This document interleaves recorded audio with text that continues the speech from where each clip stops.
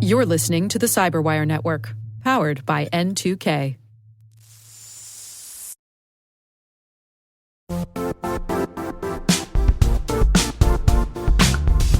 Quick question.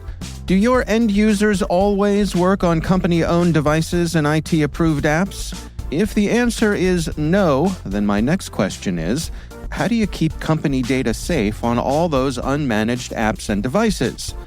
1Password has an answer to this question: Extended Access Management. 1Password Extended Access Management helps you secure every sign-in for every app on every device, because it solves the problem traditional IAM and MDM can't touch. Check it out at onepassword.com/XAM. That's onepassword.com/XAM.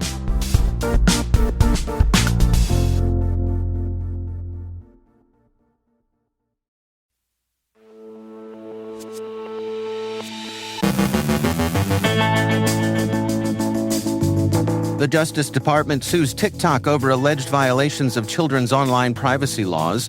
Bad blood between CrowdStrike and Delta Airlines. The UK once again delays upgrades to their cybercrime reporting center. Apache OFBiz users are urged to patch a critical vulnerability. Slubstick is a newly discovered Linux kernel attack. CISA releases a handy guide to help software suppliers manage risk. Storm Bamboo poisons DNS queries to deliver targeted malware. The White House looks to help close the cybersecurity skills gap with $15 million in scholarships. Our guest is U.S. congressional candidate from Oklahoma, Madison Horn, speaking with my Caveat co-host Ben Yellen about national security and cyber warfare. And chewing on rumors of Olympic sabotage.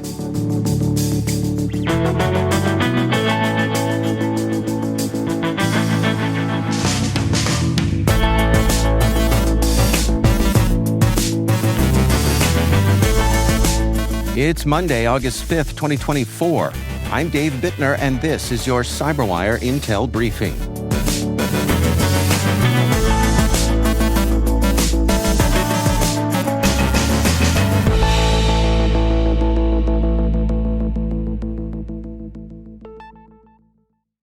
Thank you for joining us here today. It is great to have you with us.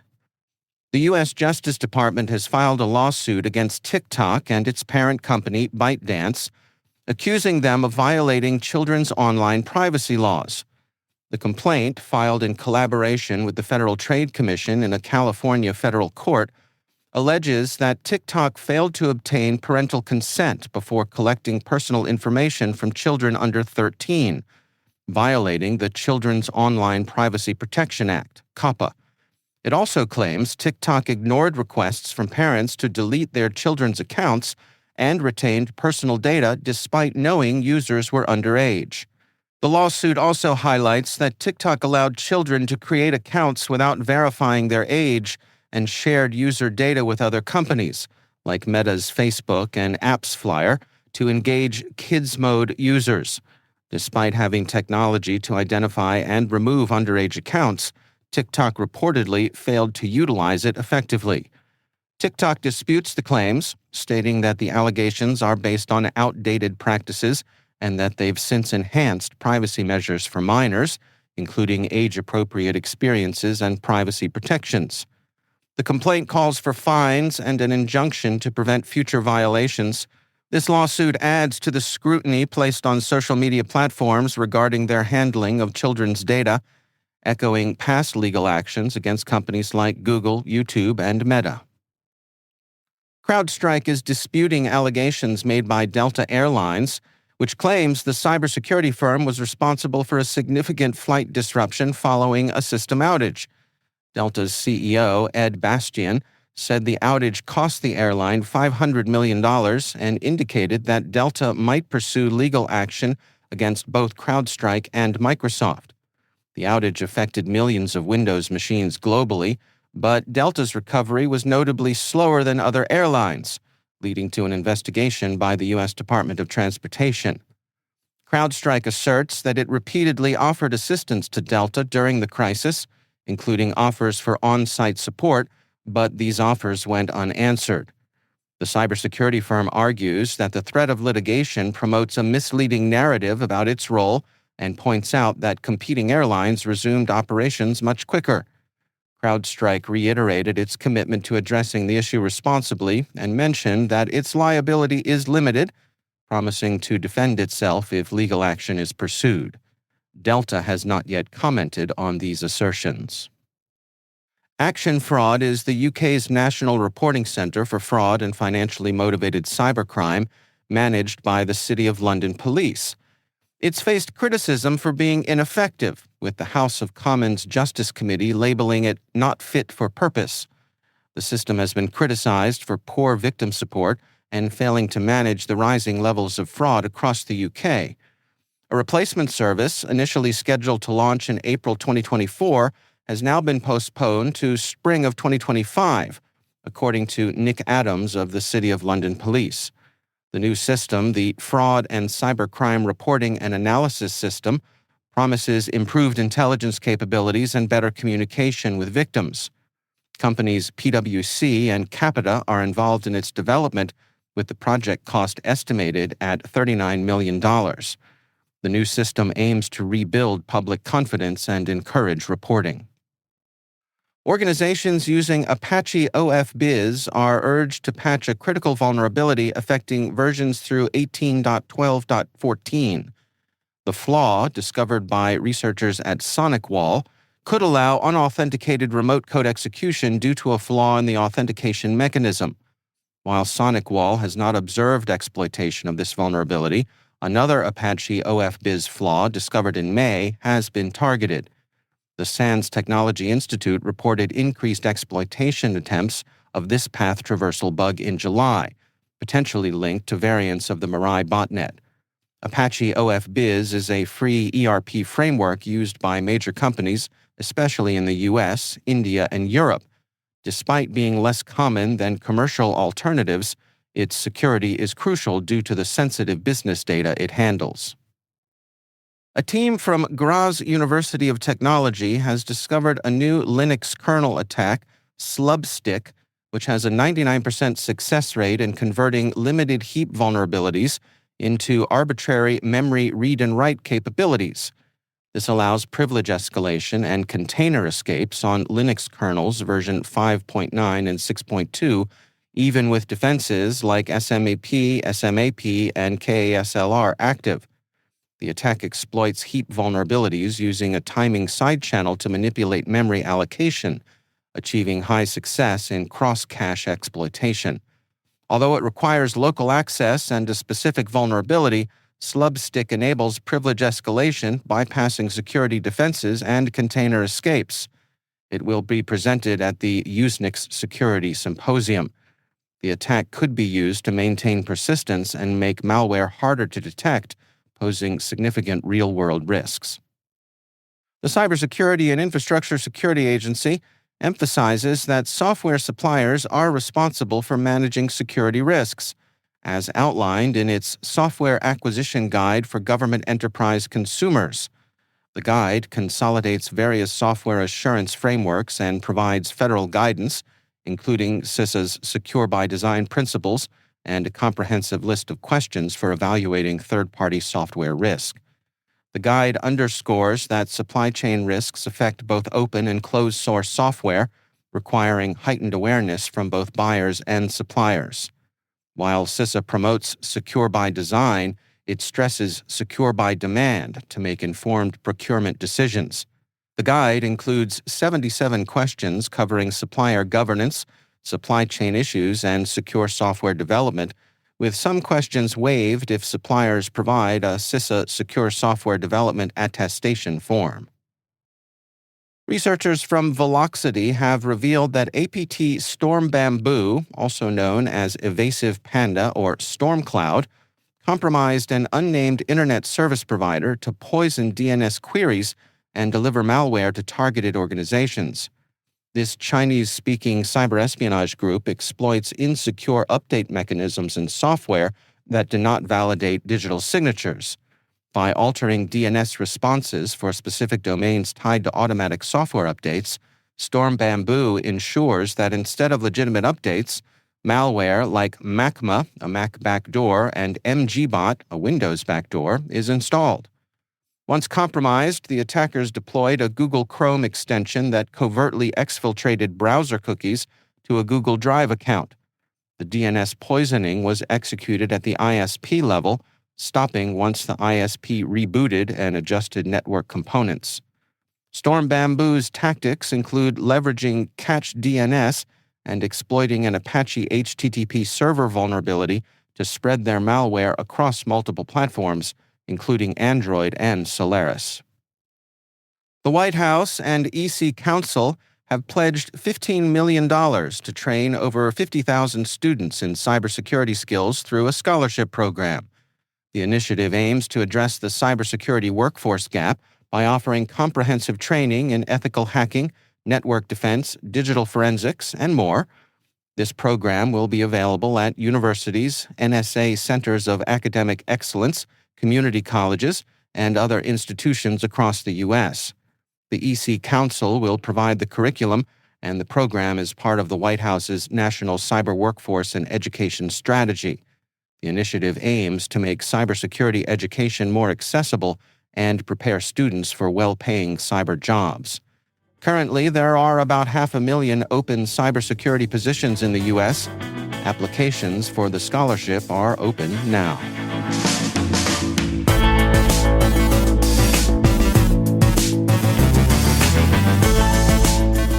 Coming up after the break, U.S. congressional candidate from Oklahoma, Madison Horn, speaks with my Caveat co-host Ben Yellen about national security and cyber warfare. Stay with us.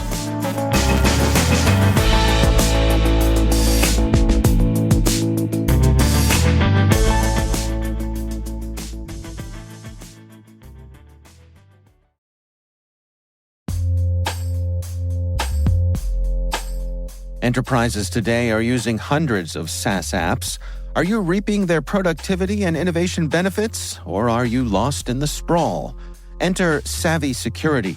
They help you surface every SaaS app, identity, and risk, so you can shine a light on shadow IT and risky identities. Savvy monitors your entire SaaS attack surface to help you efficiently eliminate toxic risk combinations and prevent attacks. So go on, get savvy about SaaS and harness the productivity benefits. Fuel innovation while closing security gaps. Visit savvy.security to learn more.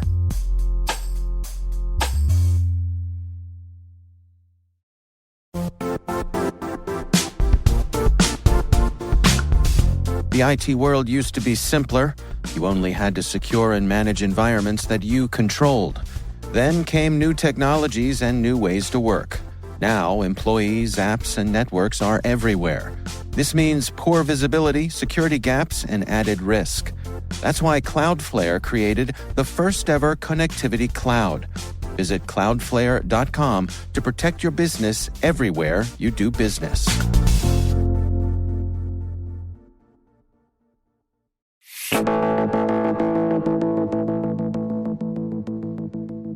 Madison Horn is a U.S. congressional candidate from the state of Oklahoma. On a recent episode of the Caveat podcast, my co-host Ben Yellen spoke to Madison Horn about national security and cyber warfare. Welcome to the show. I wanted to see if you could give us some background about how you got into the field of cybersecurity and how it informs your career right now. Yeah, well, first off, thanks for having me on. As it relates to just me getting into the world of cybersecurity, it was entirely non-traditional, and I feel like I kind of fell into the world of cyber. You know, I'm from a small town called Stillwell, Oklahoma. It has the lowest life expectancy in the United States. As you can imagine, some of the economic statistics there that are huge drivers, and then just, overall health outcomes. Anyways, so that's where I'm from originally. So I was really just seeking opportunity outside of my town, outside of my state. And, I was working actually at the Boys and Girls Club at the time. I was in high school, just about to graduate and trying to figure out what the hell I was going to do with my life. I had found a lot of healing working for the Boys and Girls Club. In short, some statistics I can give you quickly. 49% of women in Oklahoma experience domestic violence or rape. It's the worst place in the United States for women. 68% of women are unemployed in my hometown. And so there just wasn't a place for me there. And so, obviously the Boys and Girls Club offering a place of like healing, and I was teaching classes there. Then the headquarters of the Boys and Girls Club is in Atlanta, Georgia. So I received my first tax return and I drove a 26-foot U-Haul to Atlanta, Georgia. Had no idea what the hell I put in it at this point, but thought that I was going to go work for the headquarters there. Never did, because nothing goes as planned. But I was studying Homeland Security at Georgia Military College, and I was studying business. And one of my odd and end jobs was a front desk person at a hotel. And as cybersecurity professionals do, we're constantly traveling, constantly on the move. There was a group of folks traveling to my hotel. I got to know them, and after 6 months, they offered me a job in the world of security. I kind of make this terrible joke. I was like, "You want me to work in security? I'm only 5'5". Like, how is that possible?" And they were like, "No, computers." And I'm like, also still confused. But yeah, that's kind of like how I got into the world of cyber. I just this random interaction. I've asked this question in many interviews, and that is by far the most interesting origin story I've ever heard on how somebody got into cybersecurity, which just piques my interest. So as you developed in this industry, in this field, what started to keep you up at night in terms of the threat landscape? I think we can kind of divide that into the micro threats you might have dealt with working in the security industry, so how to protect an individual business or grandma from a phishing email, but also as you started to learn more about policy, the threats to things like critical infrastructure. Yeah. So, two things here. So one, being from the middle of the country, then, primarily our veterans, our military service members come from the heartland, right? And so I was born with just this like really deep sense of service. Always thought that I would join the military. Obviously, that's not the route that I chose. But when I kind of stumbled into the world of cyber, then it really pulled at that desire to protect. And, when I first started working in cyber, then I was actually, in rural substations and nuclear power facilities. I kind of make joke, if I have kids, I'm going to end up like bringing back like real live X-Men and X-Women. Like it's going to come true. I hope they're cool and glow green or something. But, there was this like humbling moment, no joke, when I first stood outside of the nuclear stack. And I just had this very humbling moment, because we've all seen Chernobyl, right, on HBO. And I was just like, oh my God. And that realization that our critical infrastructure is so frail, then I don't know, it was just this like real call to action and pull for me. And so my entire career within the cyber world has always been tied to critical infrastructure and just really trying to understand the problem set, because it's obviously so unique and people just don't understand it. We could dive into a number of issues of the why, but the things that kept me up at night, I would say foreign adversaries, creating real life scenarios like Chernobyl in the United States. Those are the things that kept me up at night. And then I think, living in the world of 2024, where we have AI, and I think that we're on the cusp of like even quantum computing becoming a real deal thing. And we're looking at a year where 2 billion people are going to be voting this year. That terrifies me, just because of the strong desire for our adversaries here in the United States and against other countries to really create havoc, whether that's for destabilization or to erode public trust, etc. So I would say those are the two biggest things that keep me up at night. A major disaster within the critical infrastructure space, and then just what we're seeing in the political landscape. For sure. And before I get to how you see us addressing those problems in the most effective way, I'll note you are a candidate for Congress in Oklahoma's 5th district, the fighting 5th, as Stephen Colbert used to say. And I think we've all watched hearings in Congress, like when Mark Zuckerberg comes and you see members ask questions that reveal a certain level of ignorance about technological issues. Can you talk a little bit about that, and even just beyond yourself, what knowledge our policymakers need to have to kind of address the threats you mentioned that keep you up at night? Sure. Yeah, I think the most recent, there was a hearing maybe like 3 weeks ago where there was a sitting member that brought the Hacking for Dummies book and was like waving it around in committee. And I was like, it irks me and it just makes me giggle. But like being on the other end of it, it just makes you actually cringe and terrified that these are the individuals that are actually pushing policy forward. We can't expect every sitting member of Congress to be an expert in cybersecurity.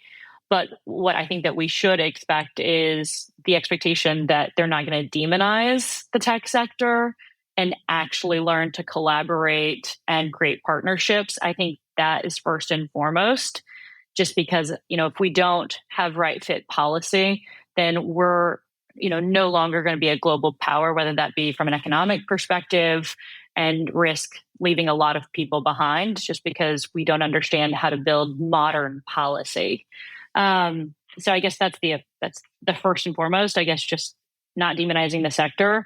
I would say second, don't undermine the threat and don't undermine it by fear mongering, because I think in a space that is so hard for people to understand, then the fear mongering takes out of account that these threats are real and they can have widespread impact that people just don't comprehend or think that is actually possible when it is.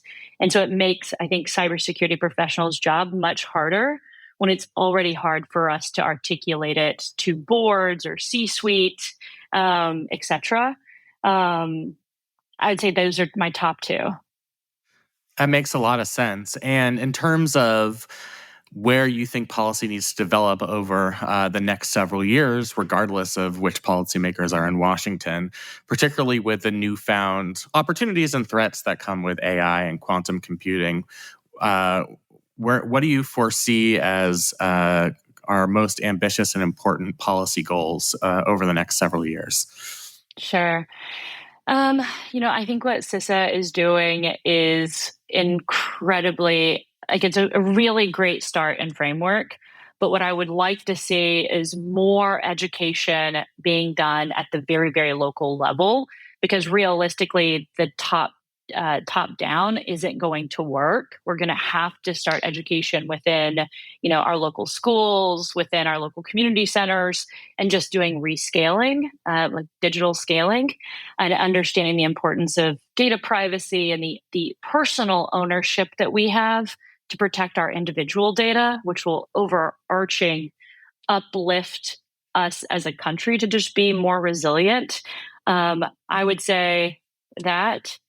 I kind of touched a little bit on rescaling, complete overhaul and just like what our workforce development looks like, what public education looks like, what our 4-year degree programs look like.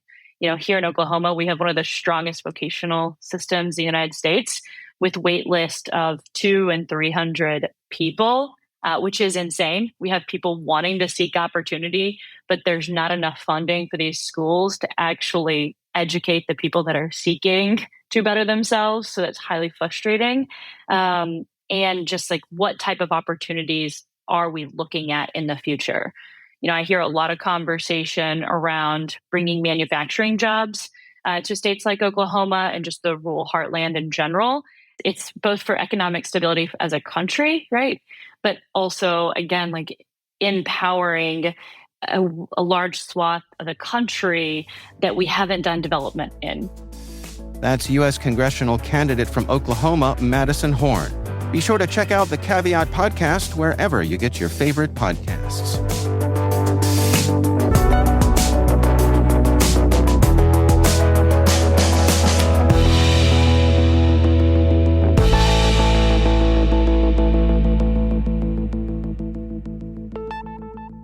It is always my pleasure to welcome back to the show Rick Howard. He is the CyberWire's Chief Security Officer and also our Chief Analyst. Rick, welcome back. Hey, Dave.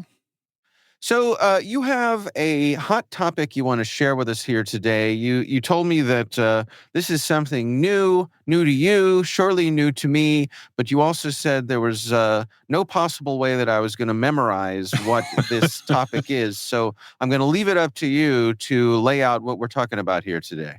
Yeah, so say it with me, Dave. It's called radically asymmetrically distributed problems. No, you don't have to do that. You don't have to say Easy it. for you to say, yeah. Okay, and go on.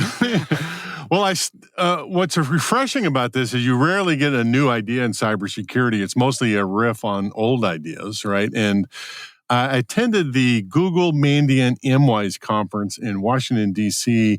last December. And to my surprise, one of the keynotes was Malcolm Gladwell, right? And I know you're a fan, and I'm a huge fan of his podcasts, his books, and everything like that. And here we are, a bunch of cybersecurity nerds in the audience wondering what this social scientist has to say about cybersecurity. And he was quick to point out that he was a little apprehensive, to come on the stage and try to tell a bunch of cybersecurity nerds how to do their business. But he has this idea that most problems in the world, and we're talking about nuclear proliferation, climate change, or how do you water your lawn in the backyard over the summer, we all assume that they are uniformly distributed, meaning they affect everybody the same way. And what he has observed is that they are asymmetrically distributed, maybe even radically asymmetrically distributed. And he thinks that cybersecurity is one of those problems. And what that means is, for the past 30 years, I've been doing this, and all of us have been trying to protect our enterprises the same way. We do intrusion kill chain prevention, we do zero trust, we do resilience, and everybody tries to get it done with some, like everybody else is doing it. And he says that, it's not likely that anybody really will get hit by a cyber attack in the next year.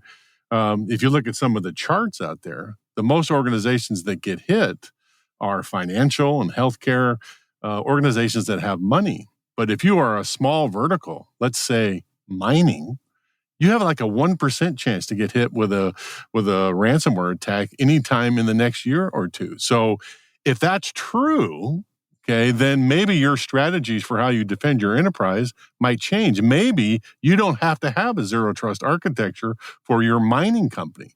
Maybe the best thing for everybody is something like resilience, right? And it's an interesting thing to talk about.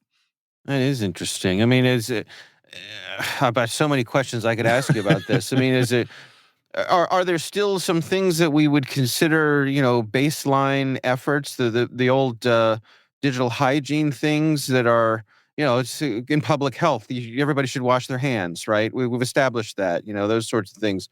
Is there a basic germ theory for cybersecurity?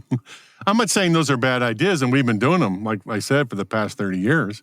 I'm just saying that if your odds that you're going to get hit by a ransomware attack are extremely low, which let's say the mining industry is, and there's lots of evidence that backs that up, maybe you don't have to do cyber hygiene, right? Maybe the thing that you should be focusing on is resilience, like, just backing up your files and maybe encrypting them, and, maybe have a couple of two-factor authentication schemes, but maybe nothing major for your vertical. It's an interesting thing to think about. Yeah, it really is. All right, and that is the topic of your upcoming episode of CSO Perspectives. It is. We're knee-deep into our season 14, and this one's a good one. All right, well, we'll have to check it out. Again, that is CSO Perspectives. You can hear that right here on the CyberWire Network or wherever you get your favorite podcasts. Rick Howard, thanks so much for joining us. Thank you, sir.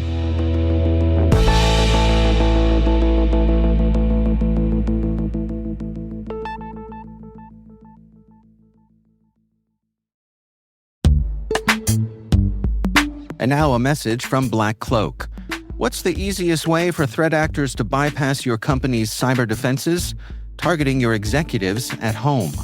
That's because 87% of executives use personal devices to conduct business, often with zero security measures in place. Once execs leave your organization's secure network, they become easy targets for hijacking, credential theft, and reputational harm. Close the at-home security gap with Black Cloak Concierge Cybersecurity and Privacy, award-winning 24/7 365 protection for executives and their families. Learn more at blackcloak.io.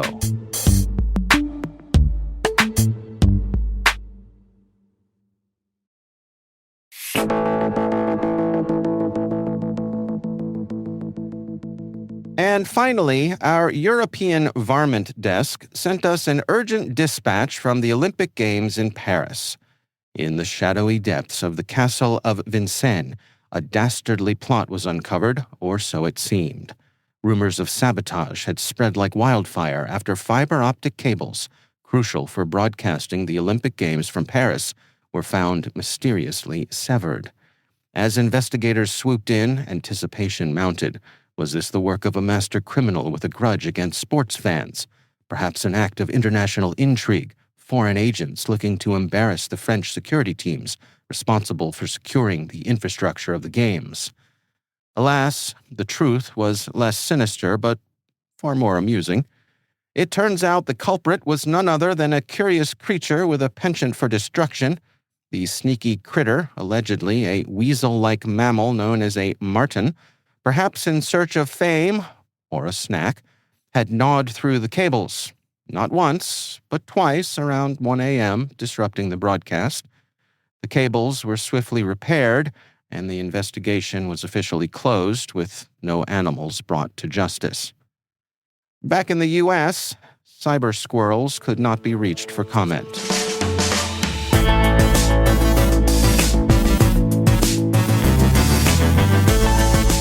And that's the CyberWire.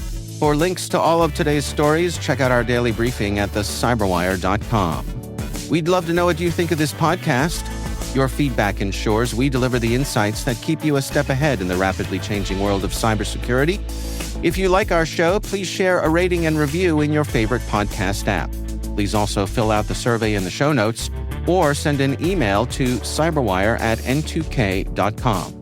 We're privileged that N2K CyberWire is part of the daily routine of the most influential leaders and operators in the public and private sector, from the Fortune 500 to many of the world's preeminent intelligence and law enforcement agencies.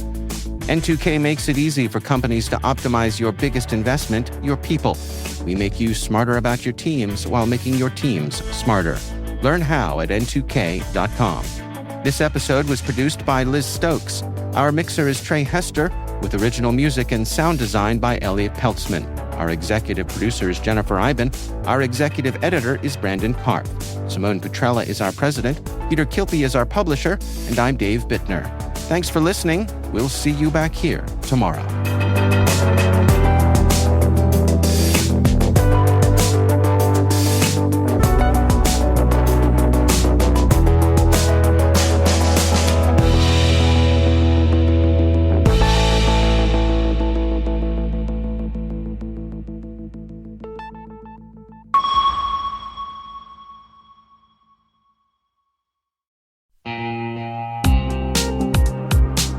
Identity architects and engineers, simplify your identity management with Strata.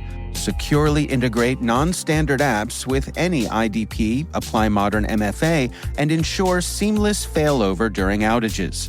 Strata helps you avoid app refactoring and reduces legacy tech debt, making your identity systems more robust and efficient. Strata does it better and at a better price. Experience stress-free identity management and join industry leaders in transforming their identity architecture with Strata. Visit strata.io/cyberwire, share your identity challenge, and get a free set of AirPods Pro. Revolutionize your identity infrastructure now. Visit strata.io/cyberwire. And our thanks to Strata for being a longtime friend and supporter of this podcast.